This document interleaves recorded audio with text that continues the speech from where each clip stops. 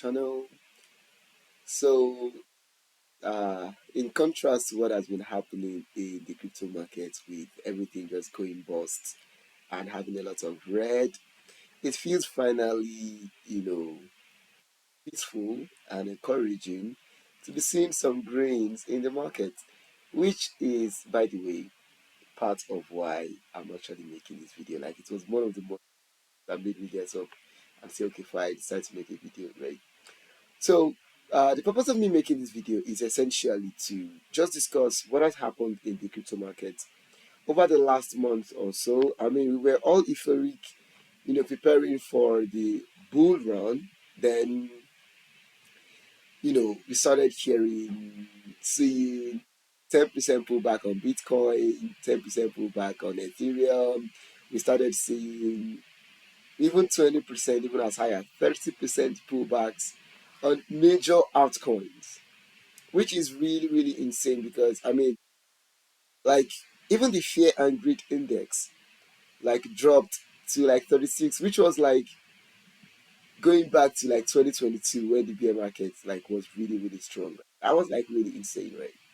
So today I just want to like explain it, just in case you missed it, right? Just in case like you're wondering what is going on in the crypto market. So I'm just gonna try and give some like explanations on why the market was behaving the way it did and why I think like we are actually set for a really historic run going forward. I think the crypto market is actually going to bounce back and we're going to have like a really, really great 2024 in the coming months. I mean, like we just passed like the second half, the first half of the year, and we're now into the second half of the year, and I think like that could like really, really be big. All right, so let's just get right into it. So I'm gonna start by sharing a photo of the one of the reasons of why we saw that like that really huge red candles, really huge drop in prices. And the first reason is the German government was selling. Like too long, can't listen. The German government was really selling Bitcoin. And what happens is so one interesting thing actually in global governance, global politics or whatever, is we find out that like a lot of governments are actually holding Bitcoin, right? A lot of governments are actually holding Bitcoin. I mean, I think the U.S. government is actually holding around $12 billion in Bitcoin, which is actually like I think around 200k plus Bitcoin. And even the German government was holding as high as $3.5 billion worth of Bitcoin at some point. I mean, El Salvador. We have like a lot of other countries like that are buying Bitcoin.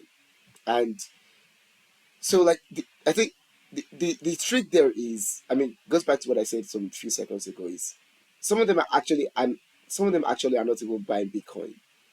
Like they're not even actually actively buying Bitcoin, right? They're actually seizing it. There's a result of like seized assets, right? I mean, we know when the government catches a criminal, they want to like confiscate all their assets. They want to like seize all the money they have in possession, right?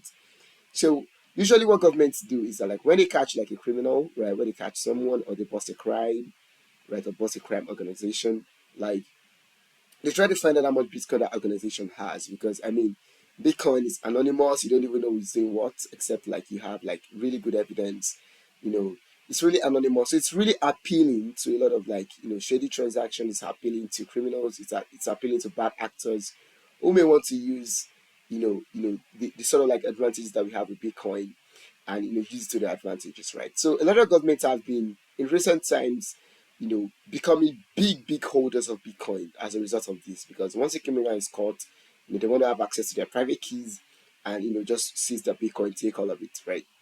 So this is what has actually been going on with the German government. Like they actually like I think they busted like a fake piracy website or a fake movie website. And what they actually did was they took all of the Bitcoin, like all of the Bitcoin. Apparently the guy was getting paid in Bitcoin, right? He had a lot of Bitcoin. So they seized all of it, right? And rumors has been flying around that the German government like needed some kind of funds. Probably they needed to pay some particular, maybe they needed like some government funds basically. And they were like, okay, what can we do? Okay, we have all this Bitcoin lying around. Why don't we just sell all of them and just take the money, right? Like, what's our business? So like they just literally just sold everything. Like if you can look at my screen here, you can see that the German government literally owns zero Bitcoin, and it was as high as $3.5 billion. I think less than like few months ago. Like they were holding like huge amounts of Bitcoin, and they literally just sold everything within like 2 weeks. Like I mean, you can see these transactions here. It goes back as more as like 23 pages, right? This is like a page, and on this page you can see here you can see like 3,000 Bitcoin, 3,000 Bitcoin, 3,000 Bitcoin, 752 Bitcoin, 800 Bitcoin, right? So like they were just literally selling them like even as recently as like at the time this picture was taken, like around as early as like minutes, like they were selling like multiple times an hour. I mean, they sold like almost 10,000 Bitcoin in the space of 1 hour, right?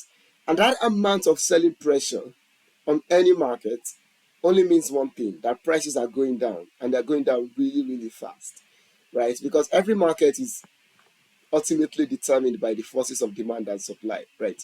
So if we're having this amount of supply shock in the market, it means that like prices are going to go down. And you know what happens when Bitcoin goes down? Every other altcoins follow suit. Like they're going like really, really down, right? The same thing when Bitcoin goes up, altcoins follow. Like they go up as well, right? Maybe some to like greater degrees, some to lesser degrees.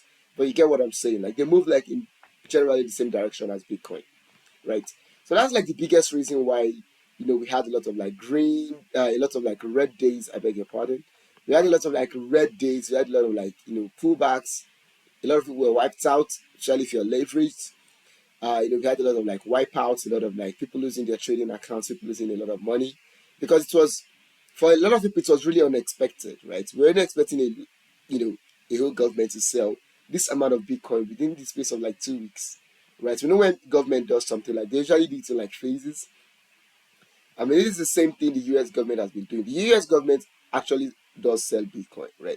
But they don't sell all of them at once. Imagine the U.S. just like deciding to sell $12 billion worth of Bitcoin within the space of 2 weeks. Like it's going to be like really, really devastating for the crypto market. And I hope that day will not come because I mean, like it could really, really like be really, really like right. So actually, the U.S. government have been selling, and they've been selling like in batches. Like these things take process, their processes, right? But I think like the German government must really, really be in need of like these funds for them to like just really offload this amount of Bitcoin, off their purses. But yeah, I think we can actually breathe a sigh of relief because they've actually sold everything, and like the German government literally now does not own Bitcoin. Although, like a lot of people have actually been sending Bitcoin to the German government that okay, since you want to be like the seller of Bitcoin, fine, take mine and just sell it, right? Like people are using it as like a form of like memes or like just as a form of like just like toying with the German government basically, right? So so that's what has been happening, right? And obviously it's still like a very tiny amount, but like it's really small compared to like what they had. So like here we can like breathe a sigh of relief and like just take a breather because German government is totally out of the way. $4 billion worth of Bitcoin has eventually been sold and taken out of the market, right? So like the other reason, I'm just gonna go right there now. The other reason why uh crypto has been dipping over the last month or so is because of another really huge player in the space, which is MT Gox, right? So if you're wondering, if you're new, sort of like new to the crypto space, you probably don't know what Mt. Gox is, and I'm going to explain it. So Mt. Gox is literally like a really, really old crypto exchange, right? So it's one of the exchanges that was transacting Bitcoin when Bitcoin was like $2 per Bitcoin or $1 per Bitcoin, right? So like they go like way, way back.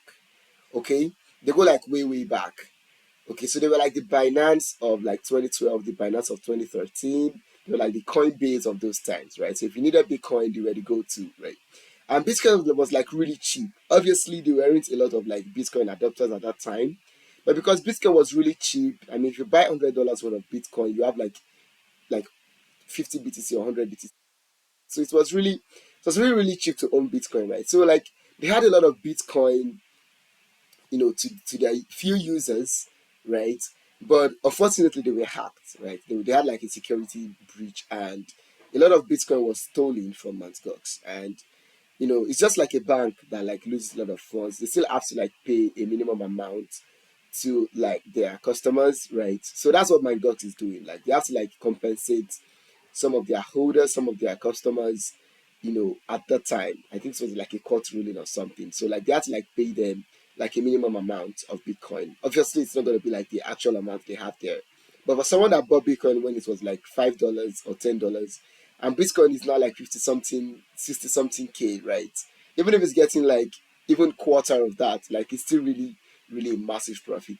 So that's what is happening. And you can see right here on the Explorer, you can see the transaction of Mt. Gox moving a huge amount of Bitcoin, and they are going to start selling in July, right? So, I mean, unfortunately enough, it actually coincides uh, with when the German government is actually also selling their Bitcoin. So, like, there were like some really, really huge whales, like just trying to dump a huge load of Bitcoin on the market, and you know, it was just like it was always going to be one result, right? And Bitcoin going down and altcoins going down, right? So that's what has been happening. And I think ManGox repayment is around 1,040, I think 140,000 Bitcoin that are going to pay out at this time. So obviously, that's like a huge selling pressure as well. But I think they've started rolling it out. And obviously, I don't expect a lot of their users to sell at once. Although I do think that there's going to be a lot of sales. But I don't expect all of their customers to sell because a lot of people are still bullish and say, okay, why not just wait till like another 6 months, right? Or maybe another 1 year and see what happens. But I still believe like a lot of people are going to be selling a lot of like their stash. Okay, so that's one of like the biggest reasons why there's been a lot of like pullback in the crypto markets, and I think the market has been recovering because the selling pressure seems to have been over, right? Mt. Gox will still be like a lot of Mt. Gox users will still be selling, but I don't think it's going to be really huge as what the German government was doing at the time. So the market now can have a chance to recover. Okay, so that brings me back to my third point on why you should be really, really bullish on Bitcoin. I'm just gonna zoom out here. And I have like before me, I have like four charts. And these four charts are like the performance of Bitcoin over like I think a decade now, 15 years basically. Yeah, yeah, actually. So if you can look at the chart on the left here, this one like the period of 2011 to 2012, like we saw Bitcoin at some really like really really low prices, and you have like this kind of like false high, like the market goes up and it falls back down, right? And you know from that bottom, right, it starts going up again before you get like this really really huge, like we saw that in 2011 2012, and going forward to 2014 2016 period, we saw a very similar chart as well. Bitcoin goes up, it goes back down, consolidates for a while, then it starts going up gradually, right? You still have some sort of like pullbacks, obviously during the bull run, but like the general direction is still going upwards, right? We saw the same thing in 2020 after the lockdown. We saw some form of like consolidation. Then, right, you have like Bitcoin like really, really going up, right? Then it's the same thing as well in 2024. I think it's going to happen. I think it's going to be like the same thing because obviously because we're seeing like really really similar patterns, right? I mean, history doesn't always repeat itself, but I think it really really does a really good job at rhyming, right? You're going to have like some really really reoccurring patterns, and we're seeing something like that here. I mean, we've had like two major highs. First highs, the market has come down, seems to have found the bottom, right? And it's actually going back up again. Obviously, there's still some consolidation going up. I think anywhere from now, the markets can just like really, really go up. I think we're somewhere like here. We can just have this sort of like really going up and back, then we have the big movement. So that's why I think you should really be bullish on Bitcoin. I think for the second half of this year, we're going to have some really, really interesting movements that I think you should really be watching out for. I think there's some opportunities that are going to be in this space in the next 6 months. Obviously, this is not financial advice, but I think I've been able to like share some tips with you that will help you to, to inform you on what to do with your your knowledge and what you do with your funds, uh, and how you know where to place them. Obviously, don't take risk. Don't take any you know don't put yourself in a very bad position, right? Don't get wiped out. don't overplay yourself. Like just stay in the market and don't over leverage. Don't take unnecessary risks. Yeah, that was the word I was looking for. Don't take unnecessary risks, right? If you get a 10x or 20x and you're like at times two leverage, I think it's still really cool, right? Don't let's start taking like times 200x leverage times 100x. You're gonna like really be wiped out because this market is still really in the consolidation phase. We haven't really entered the euphoria phase where like the market is just going only going up and up and up. So just really really be really salty with this, and I think it should be fine. I think at the end of 2024, and all of us in the crypto space are gonna be smiling, and I hope you'll be there. All right, so thanks for watching this video, and I'll see you in the next one.